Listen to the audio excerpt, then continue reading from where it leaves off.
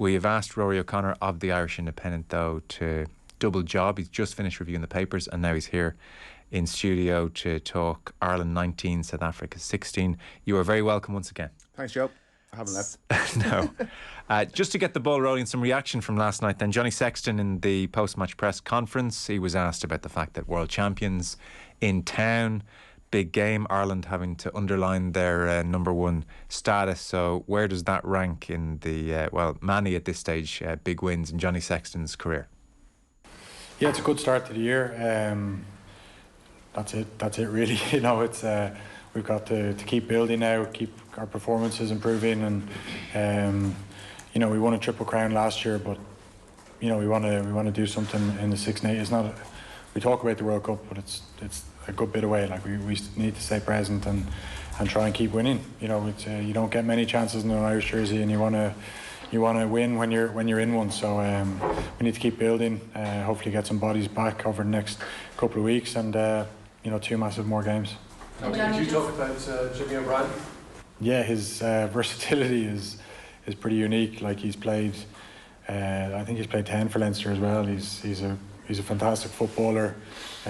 We thought he wasn't phased, but he told us he was shitting it after the game. Which was news to me because I was present. His calmness, but anyway. So it was. Look, he came on and just like ducked the water. He was just straight into it. He knew what was going on. He knew everything. He just did his role really, really well, and fair play to him. Like to come into most people get their first cap and in a smaller game, or thing. He gets it against the world champions, and what a amazing performance by him. And I was gutted for Conor because I thought he was really good for how long he played, 30 minutes, and gutted that he had to come off with an injury on his 100th cap. It's cruel, but he can be unbelievably proud of the milestone as well. We're building well, but we have to win. You have to win trophies. We had a Triple Crown, obviously very pleasing last year, but if you're talking about championships, Six Nations, Grand Slams, World Cups, we've done nothing really.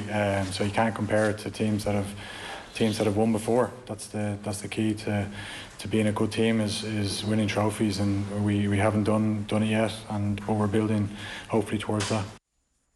Nobody getting carried away with themselves. Yeah, it was very noticeable at full time. There was barely an arm raised. It wasn't euphoric in any way. I mean, the crowd was going ballistic around the place, but the players on the pitch, whether it was through fatigue or just the reality that this was a one-off game in November, and while it was a great achievement, it was just a one-off game in November.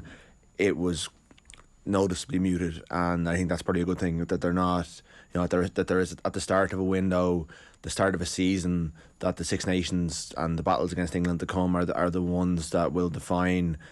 And Silverware will define their own greatness. That they've achieved an awful lot as a team, and they're building something, and they play a lovely brand of rugby, and they're very easy to like. I guess they, like us, have been burned before by peaking in a year out from the World Cup. I think that's very evident when Sexton speaks, and I think as captain he sets a very good tone. His post-match, he speaks when you have been around for so long, and he's clearly a really intelligent fella as well. He has the gravitas. I mean, he was asked way more questions than Andy Farrell in the press conference yesterday. That just, shows the status that he has in Irish sport. And I thought he struck all the right notes yesterday. I mean, they want to win the Six Nations now, and then it's about the World Cup, and it's all part of building towards something. So they were impressive yesterday. He made the point elsewhere that Ireland didn't play extraordinary rugby here. There was a degree of grinding this out, and that's very pleasing. The first 15 minutes of that game, it looked ominous. South Africa had all the territory, had all the possession. Ireland had made 50 tackles in about 15 minutes. It looked almost unsustainable. There was that passage of play in the Irish 22. It was phase after phase after phase after phase. And the South African blitz defence was squeezing up. And I think there was an injury and almost a chance to draw a breath. And gradually across that first half, Ireland began to steady the ship and then grow into the game. Yeah, and I think they weren't allowed to play really, because South Africa brought a level of defensive ferocity that shut them down. And it was interesting. I thought New Zealand, or the All Black A game on Friday night, they showed a template about how to stop Ireland in the way they rushed up and hit the ball, the distributing forward. So the first guy who, it was often Ross Maloney, he usually has time to pull whatever pass he needs to pull, but on Friday night he was getting smashed, and South Africa didn't go about it the exact same way, but everyone's studying Ireland. It was really noticeable at the URC launch earlier this year. All of the URC teams were watching Ireland and trying to attack like Ireland. So they've now reached the point where, because they've been able to beat the All Blacks in the way they did, because they play such unbelievable rugby, everyone's studying them, and some teams are trying to copy them and other teams are trying to figure out how to stop them. So the South Africans brought that level of ferocity and stopped Ireland from playing, and sucked Ireland into exactly the kind of game that I thought they would struggle with, and it's the game that they probably didn't want to play. And ominous was the word. I think I tweeted that it was looking ominous at one stage during the first half, and I did feel that it was only a matter of time before Ireland would be overwhelmed. But they drew breath in that moment. They had a couple of, like, McCluskey makes a big carry. Mac Hansen had a couple of half breaks that kind of gave them a bit of relief. They got themselves to half time, and in that 10 minutes after half time, they obviously adjusted whatever they were doing in the break and came out, and they took the chances when they came. And they weren't. No, the first try was a maul, which is a massive statement, but also was not the way. While maul was very good in New Zealand, but it wasn't the way we expected them to score. Yeah. And the second try, while the South Africans are giving out that there was an illegality at one of the rucks in the build-up, the way they pounced and they took their counter-attacking ball, and they were clinical, really spoke volumes about the fact that even when their attack wasn't clicking, when they needed to deliver something, they had the presence of mind to be able to do it. Gibson Park felt very much to the fore as well in that opening period of the second half. The tempo, and Murray had played well and ironically injured with that brilliant break. Yeah. But the tempo noticeably picked up. Yeah, Murray was fine. He did well. He was a 7 probably out of 10 if you were doing player ratings. I thought he was playing to a plan, and if the pack in front of you are getting minced in the collisions, you need to go to the air, and people groan when they see box kicks. But Ireland picked up their 3 points at the start. It was actually ironic. It was touched in the air, but Ringrose wins it back. They win the penalty off that. So the box kick it does have to be part of Ireland's armoury, even if we don't like it. And Murray is very good at that. But yeah, there's certainly this Gibson Park in the way he scans as he arrives at the ruck, so he knows what he's doing before he gets there. There's not many people. Maybe DuPont and Smith can do that. Pernar was very good on Friday night as well. There's not many people who are able to do what he does, and Murray, I don't think Murray has that in his locker. Murray's very good at a lot of other elements of the game. He's a stronger defender. He was very, that break he made was excellent, and it was really sad to see him come off when he did, but it didn't weaken Ireland. And Gibson Park, for all that he hadn't played a minute all season, brought an electricity to it, and like he's in the top 3 scrum halves in the world now. I don't think there's any doubt about that. How New Zealand never let him go is just a mystery. Really, it speaks to the resources they have, and Farrell spotting him and putting him in when he wasn't even starting for Leinster is a real feather in his cap, of kind of an endorsement of how he's able to see a player. Johnny Sexton there referenced Jimmy O'Brien, so I mean Ireland threadbare at centre. This was a real test of strength and depth. McCluskey went off. It was about 27 minutes on the clock. You're bringing on O'Brien. It seemed, Alan Quillen said it on the TV, you would have had a good look. It did seem Ringrose moved to 12 and O'Brien 13. That's a double blow. I mean, you're losing your great defensive mind. Yeah, and you're using an awful lot of size, because what McCluskey brings, as well as a lot of other things, but he's bigger than Robbie Henshaw, and he may not be as powerful as Bundy Aki, but he has that solidity that you want from your test 12, plus all the other bells and whistles that he brings. And he was very good for those 28 minutes. He really adapted well, and I think that was a big plus point for Farrell. But Jimmy O'Brien, when Easton Nasiwa left Leinster, he was asked which player have you earmarked for kind of great things in the Leinster Academy, and obviously he was picking from a pretty strong group, and he said Jimmy O'Brien. Right. And what he brings, it's a bit, Hugo Keenan sometimes reminds me of one of those kind of former All Blacks who get signed by European teams and just looks like he's so comfortable, and I think Jimmy O'Brien has some of that. They're footballers, and it doesn't really matter where in the backline he plays, he can slot in comfortably and he's able to do it. But at that level, to play 13 against that particular opposition, I thought it was really impressive that he was able to slot on. And actually, again, like Gibson Park, almost improving things because of what he did, he gave them that left-footed kicking option, which was really valuable at times. He got them out of jail a couple of times. Yeah. And now they know that they can rely on Jimmy O'Brien. So that's another... and they're light in the back 3. He was supposed to play for the A team on Friday night. he had played for against the Maori during the summer, so he had gotten close to the level. But this was another test for him. He passed it. He'll probably play against Fiji next week, and he's in the mix for Australia a week later. And now that injury could have derailed him, but actually it's now exposed a player, and he's thrived, and that's now turned into a good thing. The other aspect of this game, which was well flagged, was the Boks defence, that blitz defence, and the game within the game in the first half really was Ireland desperate to get out wide and the Boks closing up, and quite successfully. It never quite worked for Ireland. They were close a couple of times. Why couldn't they quite get around them and make a breakthrough, do you feel, in that first half? And I think, to be fair, a lot of it is that Boks defence is really good. Jacques Nienaber's one of the best defence coaches in the world, and he and Andy Farrell would have worked together. Like Farrell talked about this yesterday, because Farrell was Ireland's defence coach when Nienaber was Munster's defence coach, and they are one of the best defensive teams in the world, and they shut Ireland down, and it was line speed. It was really line speed, good decision making. Matt Pimpey came up and absolutely smashed Hugo Keenan on the edge. It was such a good piece of play, good piece of defending. They had done their analysis. This is what we kind of thought might happen, that Ireland's attack is almost designed to beat New Zealand. It works against them, the way they play, where South Africa bring a very different challenge. And Ireland thinking their way around that was impressive. I think if you said to South Africa, you limit Ireland to 19 points on Saturday, they would think they would have won the game. Right, okay. I think where they lost the game was their own attacking limitations, and the fact that they refused to pull the trigger on passes that Ireland would have given. So a couple of times they had overlaps out wide, and a forward would get the ball and he wouldn't go out the back. He would tuck and run, or even they would always go for the front door option. When they had someone going around the back, Ireland would have pulled it back to the guy going around the back and would have just exposed the space out wide. There was space there.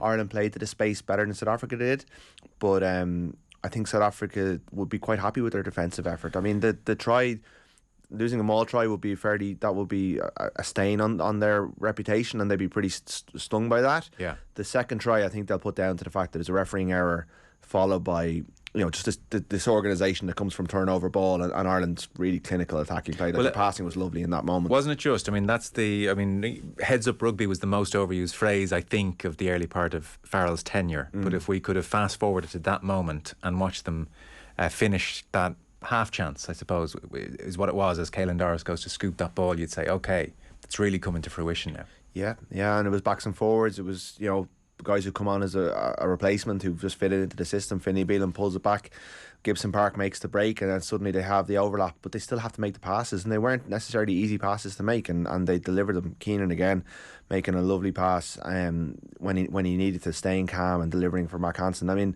that is the hallmark of this Ireland team, and it was just one of a few moments where they flowed. You wouldn't say they ever really got into that flow that they showed New Zealand yesterday.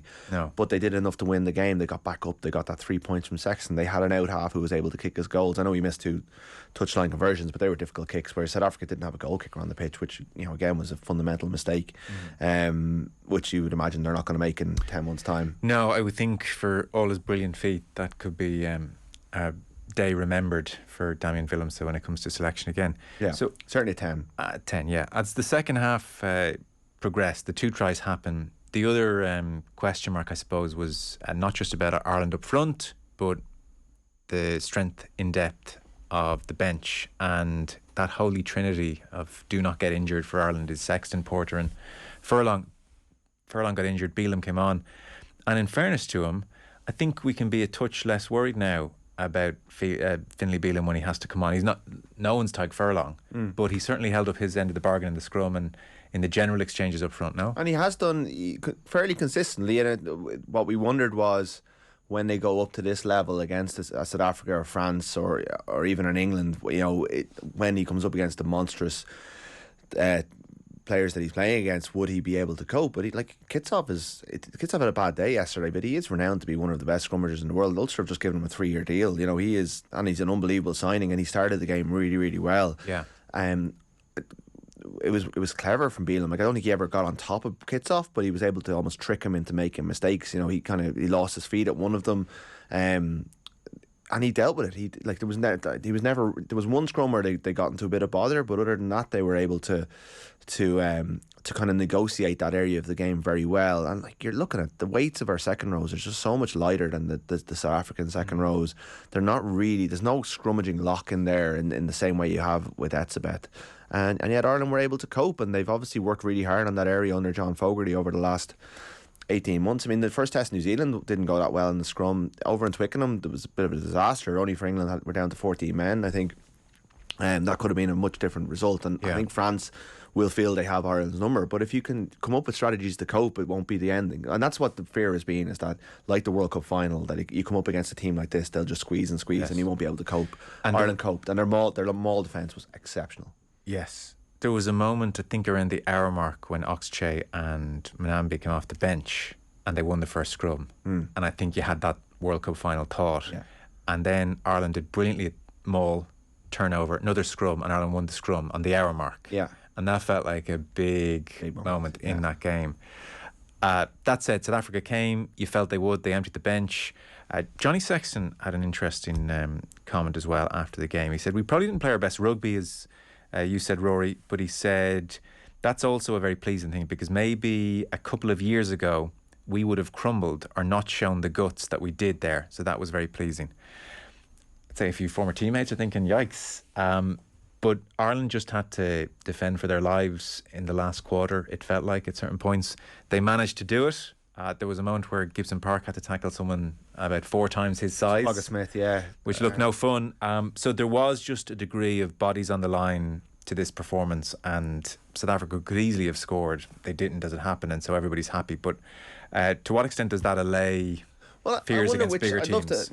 I was actually in the press conference, so I had the opportunity. I didn't press him on that and say and ask him what era was he talking about. I would suggest he's probably thinking about 2020, when they went over to Paris for that Six Nations decider in lockdown and wilted. You know, they kind of went to pieces that day, and Stockdale a full back day. And the second, just the second half, they just got worse and worse, and things got wrong, and then he got taken off and lost the head. And Farrell said after that, we went into our shells. That was the big quote that night. And they'd been broken by England the previous year, so they were very low on belief and confidence, and they weren't the unit that they are now, and they didn't have a bench. Their bench was coming on, it really wasn't strengthening things, whereas they seem to have found a combination on that bench that is coming. It's not, like Farrell said on Friday, I'll never call them the bomb squad, or Thursday, but they are a collection of good forwards who don't have the size of the South Africans, but they are effective. So and they've worked a lot on their mental strength. They've brought in Gary Keegan, the guy who built the high performance unit for Irish boxing, worked with the Dubs. He's referenced continually. They've hired a full-time sports psychologist, the RFU, who works with all of their teams across the different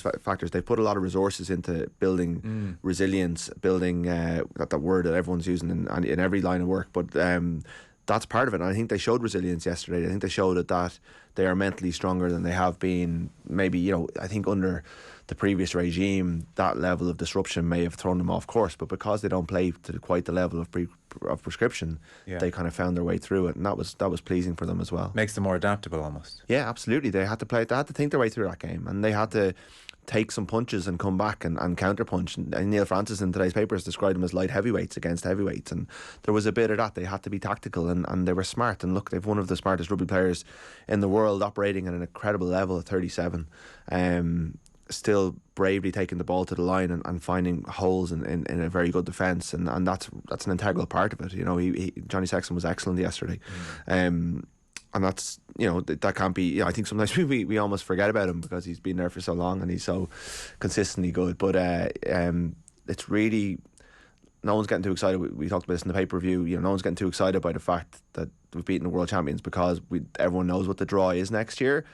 But I think there's reasons again to feel confident about this team without proclaiming them the world champions awaiting just yet. Yeah, because I was saying to you on the pay-per-view, and there's a degree of us repeating ourselves here, but I suppose when you look at Ireland, to a large extent because I suppose of Sexton's age and maybe Cian Healy's age, I look around at England, South Africa, France, New Zealand, certainly Ireland as the main contenders. Australia obviously gave France a good game as well.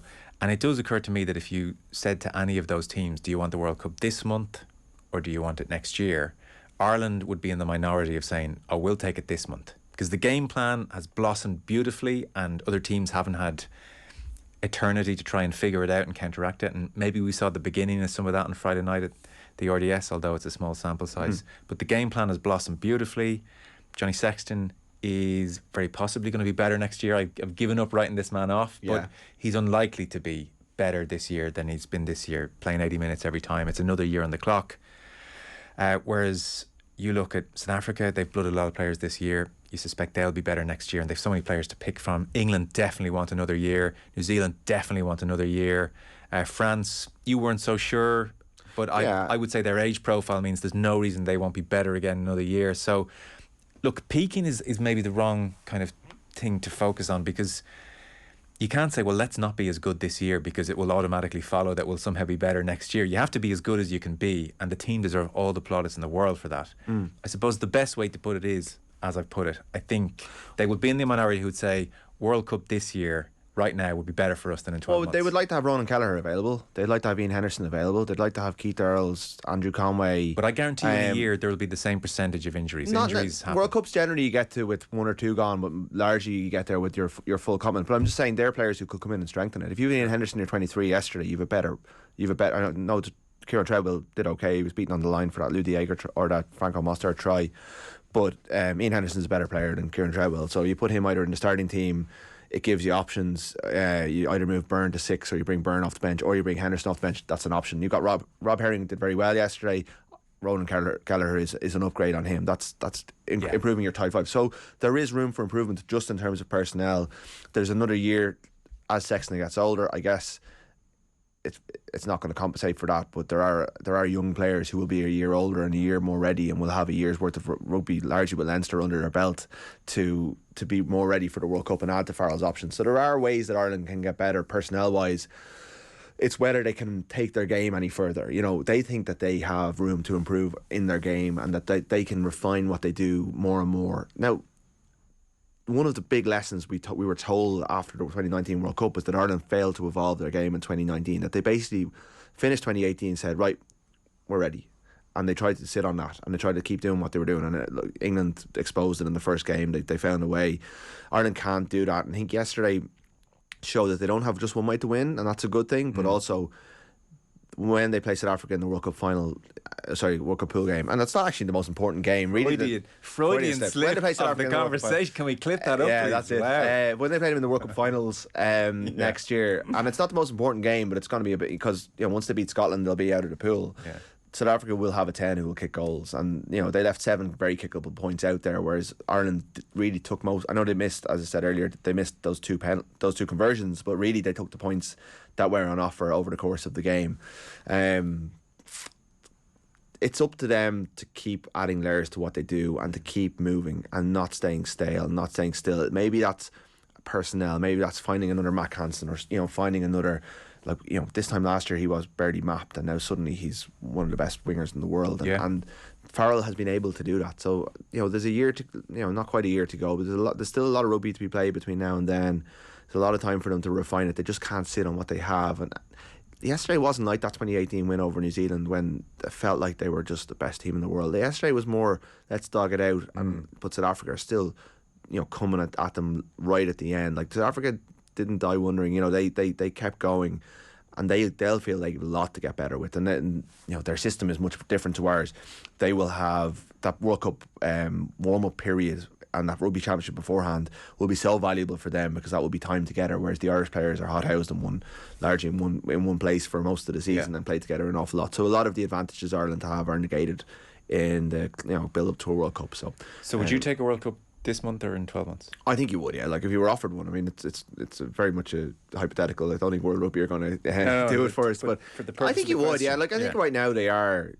I think no one wants to play them. Like, they are, and what they also are is great to watch. And I think there's you have to admire what Farrell and Mike Catt have put together. They're a very likeable team, and where, like, South Africa are brutally effective, but they play awful rugby, and Ireland managed to they played a little bit of awful rugby yesterday to win the game, but. You'd back them against anyone right now. When everyone's back at their level next year, that might not be the case, but it's looking good. But then, I was probably in here 4 years ago saying it was looking good as well. So I think we're all burned by those experiences over the years. Rassie Erasmus has tweeted a video of the Irish try where Doris scooped the ball up, the Mac Hansen try, and the implication is not impressed, not happy with the consistency of the referee? Yeah, I mean, South African seem to be just obsessed with referees. And look, referees make mistakes and everyone ends up on the end of bad decisions. And this looks like it is a bad decision. Dan Sheehan seems to come into the ruck, kick the ball out, and Doris pounces on it. And I think it's not quite the last play, but one of the last plays or one of the decisive plays in the end game. A South African player gets punished for doing the exact same thing. So it is an inconsistent application of the laws. But for a team that's won 3 World Cups and the country with like the most outstanding array of rugby talent in the world, to think they're on the end of some sort of conspiracy theory is just hard to take. And Rassie Erasmus, who is a very impressive figure in many ways, like I just don't know how many favours he's he's playing to his base maybe, and he's riling up the troops back in South Africa to go on social media and abuse everyone and anyone and undermine the officials. But he'd be better off showing clips of his forwards not throwing passes they should have passed. He'd be better off showing clips of Damien Willemse missing kicks that he should never miss, and Cheslin Colby. I mean, they lost the game themselves. Like, the referee makes mistakes. Every referee makes mistakes over the course of 80 minutes. Test rugby's unbelievably intense, and referees are going to make mistakes, and it's not going to make their lives any better. Well, to the contrary, actually, during a line series, the referees came out and talked about the immense pressure. And it worked, I guess. Yeah. But I mean, like, it was like their mental health was under genuinely serious pressure. Yeah. And so going on Twitter, so he says, tough test match. Thanks for all the support from South Africa. Thanks to our supporters at the Viva. You definitely understand the game, and it's great to play in an atmosphere like yesterday. It surely was a game of big battles and small margins. And he shows the 2 clips. Yeah. Ireland getting away with the offence, South Africa not. Why, given his stature, does he feel the need to try and set the Twitter mob on a referee? It's beneath his standing in the game. Well, it's really poor. And I would have thought, with his "I'm so sorry" routine at the end of the line series, and I never leaked the video, and it's all awful, you would think he'd have a bit more grace. I guess he's thinking about who are they playing next week. Is it France away? Yeah. So he's thinking about that. He's setting the tone. He's saying to World Rugby, look at what you've done to us. You've done us again. So he hasn't changed. He hasn't changed a touch. No, but I mean, I never thought he would. And there's, I don't know. You want big characters in the game and all of that, but I do think this is a sport that's supposed to be about respect for referees. People in football still highlight how rugby treats its referees as if it's some sort of. They obviously don't watch any rugby because this is undermining the authority of a young Georgian official who's highly rated. Yesterday was the biggest game of his career to date. He made mistakes, but every referee makes mistakes. Every player out there made mistakes. That's the point I was trying to make. Willemse didn't go out to miss those kicks, but he cost South Africa the game way more than this referee did. Yeah. So you're right. It should be beneath him, but it's not. It's part of his brand. He's kind of even his carry on in the Owen Slot did a really good piece in the Times yesterday about kind of chronicling Rassie's kind of year out of the game or whatever it was, and his kind of trying to show World Rugby that he didn't care. But the South Africans seem to lap it up. They seem to love what he brings. He's obviously delivered. Like, after the World Cup final, the way he spoke, and even in that Chasing the Sun documentary, apart from the softies line about Ireland, I mean, he can be such a dignified speaker. He can be such a powerful speaker, such a powerful man. He's really charismatic. I mean, if you're in the room with him, he holds the room. He has a lot going on with him, and he's highly, highly intelligent. But I do think, and he never really did this. I don't remember him ever doing this with Munster, but this is a new thing. I mean, he's embraced social media in a very interesting way for a coach, and it's beyond just this stuff. I mean, he was doing selfie videos from within the World Cup dressing room to send messages back to the South African people, which I thought was really good way of connecting with fans and breaking down the kind of traditional barriers and stuff like that. But the last couple of years, certainly my impression of him has gone down through these videos. I prefer if he didn't do it. And I presume you've no problem whatsoever with him sending that straight to World Rugby. It's sending it out to the Twitter mob. Yeah, and maybe that's my fuddy duddy. Or if he said it in the press conference that we thought a few calls went against him, and I probably wouldn't be as. But the fact he's adding a clip, he's kind of doing it in a kind of, the Irish fans know their rugby, and kind of trying to be charming at the same time, and not actually saying that this is wrong, but just showing a clip that self-evidently there is a mistake in it. Maybe this is the modern world. Maybe Andy Farrell needs to get himself a Twitter handle and start pointing out kind of decisions that went against Ireland. I don't see, he's definitely not going to do that, and I don't know if any, I just don't know, where does this take us? If Eddie Jones like, you know, like you've kind of Eddie Jones and Rassie on one extreme, and then you've other coach. I don't know where Farrell sits on this. You've other coaches who'll say nothing, and you've loads of players who just absolutely terrified to say anything, and we complain about them as well. So I don't want to be kind of mealy mouthed about it. I mean, it gives us something to talk about, and you know, we in the media will feed on this, and we'll talk about it and we'll write about it. But it does seem unbecoming of the director of rugby, of a great rugby nation, to be going on Twitter like a fan and drumming up the rabble to. You know, he was accused of bullying Nick Berry, and Nick Berry was a far more experienced official than the Georgian guy who was there yesterday. I do know his name, but I don't want to mangle it on live radio. So it's unbecoming, I think, is the word. And this time you can't blame anyone else for leaking it either. No, I'm sure that World Rugby can. Maybe he was hacked. World Rugby need to clear some storage on their servers, because it's an incoming video. I don't know if we'll get to see it. So we're pretty much out of time. Our rugby coverage with thanks to Vodafone, main sponsor of the Irish rugby team. We all belong to the team of us. Rúaidhrí O'Connor of the Irish Independent, thank you for reviewing the papers, and thanks for staying on. Appreciate it. Cheers, Joe. Rugby on Off the Ball. With Vodafone, official sponsors of the Irish rugby team. We all belong to the team of us.